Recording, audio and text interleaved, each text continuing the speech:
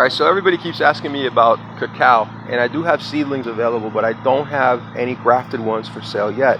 I will. Probably it's going to be about 6 months.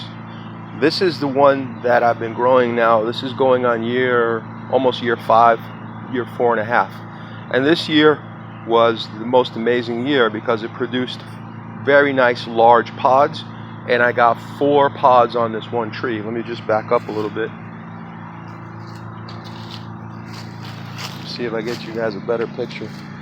Alright, so there you can see I got pods there on the bottom, one right there, and then there's 2 more pods right over there.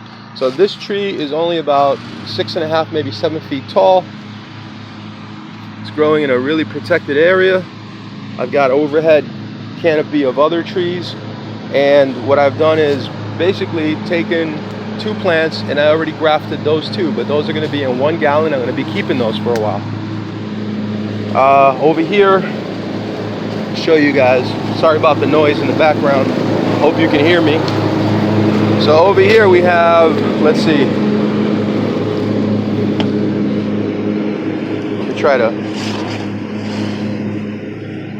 alright, so this is a grafted cacao from that tree that I just showed you, that very productive tree, and it's in 1 gallon. You can see what we've done here.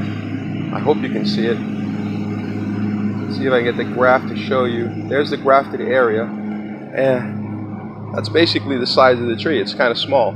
So eventually I will graft these excuse me, I'll graft these to much smaller seedlings, and then I'll have those available. Again, this is time consuming, it takes a lot of work, and again, you know, the price, I have no idea what it's going to be yet. But yeah, this is a super highly productive plant. That's one there. There's another one back here.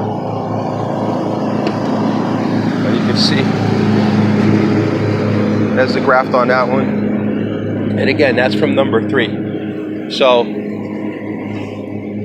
I hope you guys have a little bit of patience.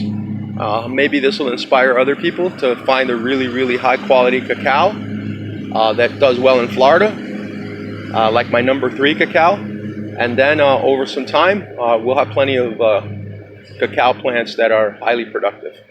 All right, thank you.